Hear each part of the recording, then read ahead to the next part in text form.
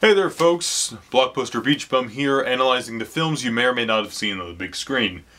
Today I shall continue my Apes retrospective with the final two films of the original Planet of the Apes series. Conquest of the Planet of the Apes and Battle for the Planet of the Apes. I warn you, due to the connecting nature of these films, there will be some spoilers. However, even if you hear spoilers and you haven't seen the movies, I highly recommend you check them out. Now, where we previously left off the Apes saga, we had Cornelius and Zira as time-traveling chimpanzees who arrived in the 1970s of Earth and gave birth to Milo. The humans were afraid because, well, they found out that the apes were going to take over the world in the future, and they may or may not have had a hand in destroying the Earth some 2,000 years into the future. So, what they do is they, well, pick off Cornelius and Zira. They're dead. And all that's remaining of them is their child Milo, in the care of Armando, played by Ricardo Montalban, who we may remember as Khan from Star Trek. So, that leads us to Conquest of the Planet of the Apes. Not only is it my favorite of the Planet of the Apes sequels, but it's actually my brother's favorite movie of all time. It's kind of interesting when people like to say their favorite movies. They say things like The Dark Knight or Casablanca. No, it's like Conquest. He's like, I don't know, I picked that, and he likes it. And I watched it with him recently, and it's still a good movie in my opinion. Now, in the Earth's future, 1991, you have a grown-up Milo, played by Roddy McDowall, who played his own father in the previous Apes installments. And he's acquired the power of speech, as predicted, but he can't really speak, or shouldn't speak, because, that could cost him his head.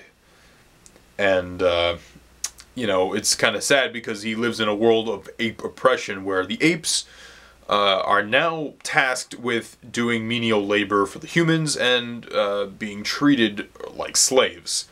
What caused this? Well, there was a mysterious virus that was brought on by Cornelius and Zira, and Dr. Milo, I should say, played by Sal Mineo, from the future, that ultimately killed off all the dogs and cats of the Earth. So, they decided to use the apes as pets, but eventually, they came to realize that apes were very good at these menial tasks, so they decided to make the apes their slaves, essentially. And basically, this is a story about how Caesar kind of distrusts the humans, leads his own ape revolt, and defeats the humans and establishes his own rule. Now, as you can probably tell, this might be the darkest out of all the Apes movies. Now, all the Apes movies have had dark endings and dark themes. The first Planet of the Apes movie, you realize that Charlton Heston's been on Earth all along and that the humans screwed it up. Beneath, the Earth is destroyed by Charlton Heston. In Escape, Cornelius and Zira, two characters that you've come to love in the first Apes movies, are dead, leaving their only child parentless. And then in Conquest, it's an ape revolution, and it's not like hooray the apes. No, like Caesar at the end. His speech is so ominous towards the end of the movie, and this is where Roddy McDowall really delivers. He's excellent throughout the movie, as usual, but in this scene alone, it's probably one of the best, monologues I've ever heard in any movie. Basically talking about how, the apes all over the world are going to take over the world, and how a tiny emperor, comparing him to a tiny emperor moth that could communicate and travel vast distances. And that speech is very bleak, and it ends on a very dark tone. One problem, though, is that there are two versions of this film. There's the unrated version, which was shown to preview audiences, and there is the theatrical version. Now, the theatrical version is rated PG. That might not sound that shocking to you, but you have to realize that the other Apes movies were rated G. This was the first Planet of the Apes movie to be rated PG, and that was with the cuts that they made to the movie. You see, the original cut of the film is, rather brutal. Caesar's getting electrocuted, there you see more blood, apes getting shot in the face, people getting killed. It's a fairly brutal movie. I wouldn't show it to a youngster, if you will. But because of the Blu-ray that is available, the original uncut version, you can watch. And I would say watch that version because it's the better movie. So, Conquest is probably my second favorite out of the original Apes movies. Now let's go on to Battle. Honestly, when I first watched Battle, I really didn't like it. In fact, before this recording, I would have said it's my least favorite of the Apes movies. Now I would probably have to say Beneath is my least favorite of the Apes movies. Battle for the Planet of the Apes takes place like another bunch of years after the events of Conquest. However, it's told in a flashback format because sometime in, like, the 2600s, you have the Lawgiver, a character whom we've only seen as a statue and heard quotes from, played by John Huston in this film, is kind of talking about the story of Caesar and General Aldo, played by Claude Atkins. Now, Aldo is an interesting character because they mention Aldo as the first chimpanzee to say no and, kind of help lead the ape rebellion in Escape. In Conquest, there's another ape named Aldo, but he's not a chimpanzee, he's a gorilla. And then in this movie, he's a gorilla. I don't know. They probably just either forgot or, like, nobody's gonna notice. But I did. So, this story goes like this. You have Caesar, running this new ape colony, and you have, humans are not, I wouldn't say they're slaves, but it's kind of a, it's kind of a, not a weakened piece, but it's like a piece, the humans are kind of the apes prisoners, more or less, but not like prisoners in the sense, like the first Apes movie where they were doing brain experiments on them. But in fact, that was actually one of the original treatments to this movie, was that one of the original scripts had Caesar be, an actual Caesar and, be evil. The way we would think of a Caesar sometimes. So, that's disappointing not to see that here. However, there are good things in this movie. For example, we do get to see the beginning of, like, the mutants. The mutants here are, humans that were mutated over, over several years. And they had the Alpha Omega bomb, like they did in Beneath the Planet of the Apes. And Caesar is trying to, he doesn't want to kill everything off, but at the same time he wants to defend his home.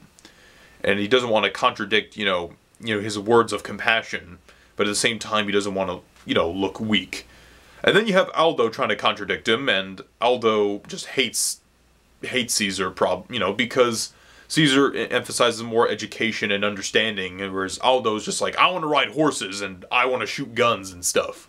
I don't like humans. Nyeh. So that happens, and there's a battle at the end, and the battle isn't that bad. The movie isn't that bad itself either overall. You have Paul Williams as Virgil, who's an orangutan, like, philosopher or teacher, and he's, rather decent enough in the movie. Interesting fact, this movie does have a brief appearance in the Ben Affleck directed film Argo, when Ben Affleck in the movie and his kid and his child in the movie are, they're on the phone together, and they're like, they're kind of like indirectly watching Battle for the Planet of the Apes together, which I thought was pretty neat.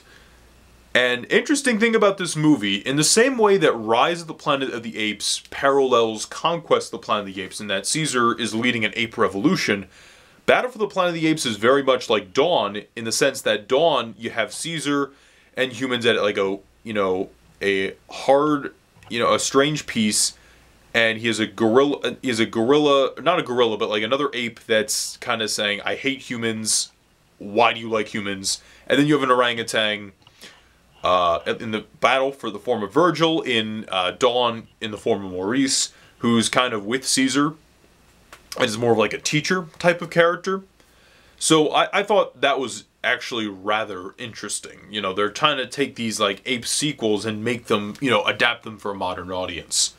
Also, like Conquest, there are two versions of this film as well, the theatrical and an uncut. Watch the uncut. Also, I want to say that this has to be one of my favorite endings to any movie, or for that matter, any franchise. The end of the movie has, the lawgiver trying to determine, trying to say that the future of, human and ape relations is uncertain. And we cut to a statue of Caesar, and this statue is like a tear, because he, you know, it's kind of ambiguous. It's like he either knows it's not going to work, or that he knows that there's a long struggle before you can even, you know, consider having a, you know, equal human-ape relationships. So I have to say, Battle really pleasantly surprised me. I would definitely check it out after you watch the first 4. If I had to rank the original series, I would put Beneath at the bottom, which is ironic. Above that, Escape. I would put Beneath, then Battle, then Escape, then Conquest at number 2, and then number 1, the original Planet of the Apes. Next time, I shall discuss Tim Burton's Planet of the Apes, as well as 2011's reboot, Rise of the Planet of the Apes. See you guys later.